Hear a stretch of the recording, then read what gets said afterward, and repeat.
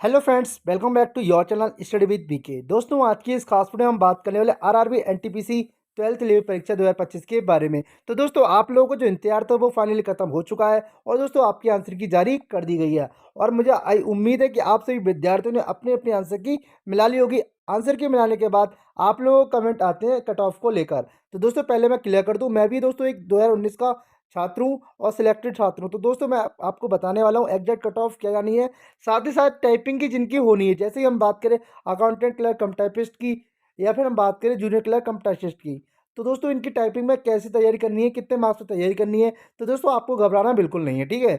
आपको cut off देखने को मिलेगी। तो चलिए शुरू करते हैं समय ना गवाते हुए। उससे पहले आप लोगों को छोटी सी रिक्वेस्ट है, चैनल पर फर्स्ट टाइम विजिट कर रहे हैं तो प्लीज़ वीडियो को लाइक एंड शेयर अवश्य करिएगा। साथ ही साथ चैनल पर फर्स्ट टाइम विजिट कर रहे हैं तो वीडियो को शेयर एंड चैनल सब्सक्राइब जरूर करिएगा। देखिए, अगर मैं बात करूं आपकी, तो देखिए सबसे पहले हम बात करते हैं आपकी आंसर की बारे में। आंसर की आपकी आज जारी कर दी गई है। आप लोगों ने अपनी अपनी आंसर की चेक कर ली होगी। देखिए, अगर मैं बात करता हूं आपकी आपत्ति की, जिन जिन क्वेश्चन पर आपको डाउट है, जी हाँ, जिन जिन क्वेश्चन पर आपको डाउट है उन पर आप ऑब्जेक्शन रेज कर सकते हैं। ऑब्जेक्शन रेज आप कब तक कर पाएंगे? 30/12/2025 तक। कब तक? 30/12/2025 तक। यानी कि दोस्तों आज है आपकी 24 तारीख। 6 दिन आपको दिए गए हैं। फीस कितनी रखी गई है? फीस रखी गई है 50 रुपये पर क्वेश्चन। जी हाँ, 50 रुपये पर क्वेश्चन फीस आपकी रखी गई है। जितने क्वेश्चन पर आप आपत्ति लगाना चाहते हैं 50 रुपये आपको पे करना होगा। एक चीज़, सेकंड चीज़, क्वेश्चन ये निकल के आएगा कि जैसे कि एक स्टूडेंट ने 50 रुपये फीस देकर आपत्ति लगाई और वह क्वेश्चन उसका गलत हो गया, ठीक है, तो उसी को मार्क्स मिलेगा उसको, ये सबको मिलेगा? तो दोस्तों सबको को मिलेगा, मतलब जो भी चेंजेस होगा वो एक स्टूडेंट के नहीं होकर सभी स्टूडेंट के लिए समान होता है, ठीक है। चलिए, ये चीज़ तो क्लियर हो जाती है। अगर मैं बात करूँ पोस्ट के बारे में, पोस्ट आपकी कितनी है, तो दोस्तों जो आपकी पोस्ट है, पोस्ट इसमें कितनी, बहुत ही कम वैकेंसी है आपकी, लगभग 3,445। जी हाँ, 3,445 आपकी पदों पर वैकेंसी निकाली गई है। इसमें हम बात करें कितना गुना विद्यार्थी को बुलाया जाएगा, तो लगभग 3,445 × 4। देखिए, अब देखिए जो बात करें ये कितना हो गया, 3,445 जो टोटल पोस्ट है। बट इसमें से वो कितनी है आपकी टाइपिंग वाली, तो टाइपिंग वाले विद्यार्थियों को कितना बुलाया जाएगा? 10,808।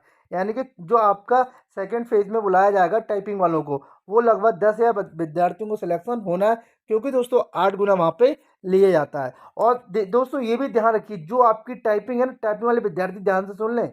टाइपिंग दोस्तों बहुत ही ज़्यादा टफ होती है। एनटीपीसी की जिसने टाइपिंग मार दी वो किसी टाइपिंग में फेल नहीं होता है, क्योंकि दोस्तों आपका बैक स्पेस बंद होगा। जी हाँ, बैक स्पेस आपका अलाउ नहीं होगा, मतलब जो आपने गलती कर दी वो कर दी, बैक नहीं होगा। हाईलाइटर यूज नहीं होगा। मैंने खुद दोस्तों टाइपिंग मारी है, तो मैं आपको पर्सनल आपको गाइड करता रहूँगा। उसके लिए आपको क्या करना है, चैनल को सब्सक्राइब कर देना है। कोई भी डाउट वगैरह हो आप हमारे टेलीग्राम चैनल पर जुड़ जाइए। टेलीग्राम चैनल का लिंक मैं आपको डिस्क्रिप्शन दे दूंगा। साथ ही साथ आपको टेलीग्राम ज्वाइन करना है तो आपको सिंपल सा टेलीग्राम पर जाकर सर्च करना होगा, ये study with VK. Study with VK search करेंगे, अपना टेलीग्राम चैनल आ जाएगा, उसे ज्वाइन कर लीजिए। टाइपिंग की पूरी जानकारी मैं अपने चैनल पर प्रोवाइड कराता रहूँगा। आपके पर्सनल कोई भी मैसेज करना हो आपको तो दोस्तों कमेंट जरूर करिए, मैं उसका आंसर आपको प्रोवाइड दे दूंगा। फिलहाल ये तो टाइपिंग की बात हो जाती है, आगे भी हम विस्तार से टाइपिंग के बारे में बात करने वाले हैं। फिलहाल इसमें जो बात चल रही है वो आपकी है आंसर कट ऑफ की बात, कि कितनी कट ऑफ की आनी चाहिए कि मुझे टाइपिंग की तैयारी में लग जाना है। देखिए, टाइपिंग में बहुत बच्चा फेल होता है, ये ध्यान रखिएगा, ठीक है। जो भी मैं आपको कट ऑफ दे रहा हूँ इसके इर्द गिर्द भी आपकी मार्क्स हो तो बिल्कुल आपको टाइपिंग स्टार्ट कर देनी है, क्योंकि दोस्तों टाइपिंग भी बहुत ज़्यादा टफ होती है यहाँ पे, ठीक है। इतनी ज़्यादा टफ नहीं होती, खैर मैंने निकाली है, मैं सिलेक्टेड हूँ, तो दोस्तों आप लोग भी सिलेक्टेड बिल्कुल हो गए, अगर टाइपिंग की बात कर रहा हूँ मैं, ठीक है। एग्जाम लेवल की हम बात करें तो एग्जाम लेवल तो दोस्तों आपका मॉडरेट टू हार्ड था, जैसे स्टूडेंट ने बताया। देखिए, 100% तैयारी किसी की नहीं होती है, तो जो लगभग बताया गया वो मॉडरेट टू हार्ड रहा।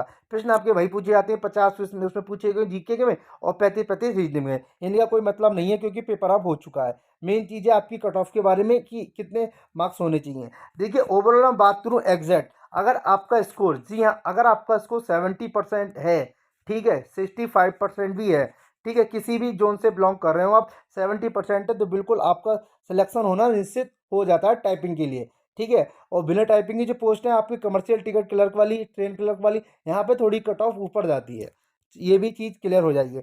अब देखिए, जो मैं आपको कट ऑफ बता रहा हूँ, और एक चीज़ और, जो रेलवे में जो भी सिलेक्शन होता है वो दोस्तों मेरे हिसाब से, मेरा पर्सनल व्यू है, वो दोस्तों होता है जोन वाइज। यानी कि जोन पे बहुत ज़्यादा डिपेंड करता है आपका जोन, कि आपने जोन किस से भरा है।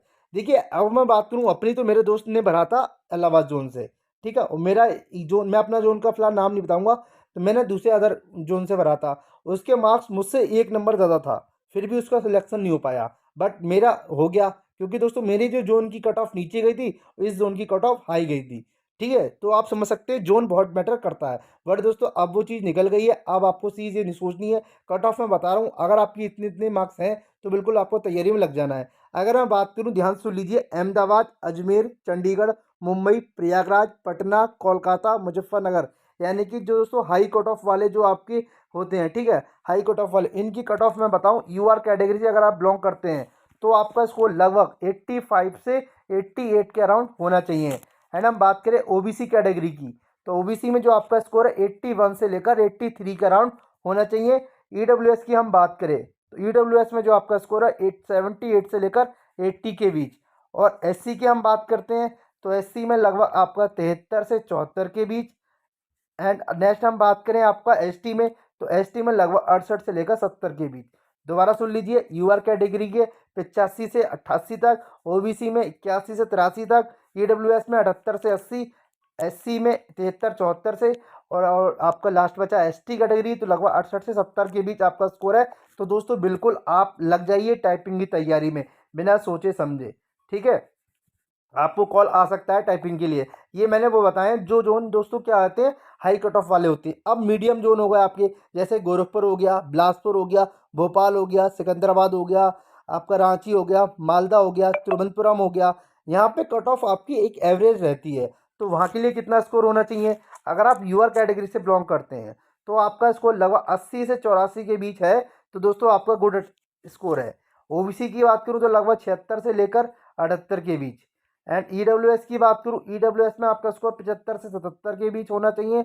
एंड हम बात करें एससी कैटेगरी की, तो एससी कैटेगरी में लगभग 70 से 72 आपका स्कोर है, तो दोस्तों आपका गुड स्कोर है। और इसी प्रकार हम बात करें एसटी की, तो लगभग 65 से लेकर 67 के बीच, ठीक है? इतना स्कोर आपको बन पा रहा है, तो बिल्कुल दोस्तों आपका सिलेक्शन हो सकता है, ठीक है? अब देखिए, टाइपिंग के लिए जल्दी रिजल्ट आ जाता है, ज़्यादा टाइम नहीं लगता, 1 से 2 महीने के अंदर आपको रिजल्ट देखने को मिल जाएगा टाइपिंग के लिए। तो टाइपिंग की तैयारी में लग जाइए, टाइपिंग थोड़ा सा अच्छी लेवल की आपको सीखने रखनी है। और जो भी मैंने कट ऑफ बताई, इससे 2-4 नंबर भी आपके प्लस या माइनस हैं, तो भी कर लीजिए टाइपिंग, क्योंकि दोस्तों टाइपिंग कभी ख़राब नहीं जाती है, और बच्चा बहुत ज़्यादा बाहर होता है, और रेलवे में टाइपिंग में ही बाहर होता है मैक्स भी, मैक्सिमम। कहीं ऐसा ना हो कि आपके नंबर 95 हो, 96 हो, बट आपने टाइपिंग की तैयारी नहीं की हो, तो आपको बाहर का सामना देखना पड़े, ठीक है? तो आपको तैयारी में लग जाइएगा। फिर भी कोई क्वेश्चन हो, कोई क्यूरी हो जो आप हमसे पूछना चाहते हैं, कमेंट सेक्शन में जरूर लिखिएगा, मैं आपको आंसर प्रोवाइड करा दूंगा। Thanks for watching this video.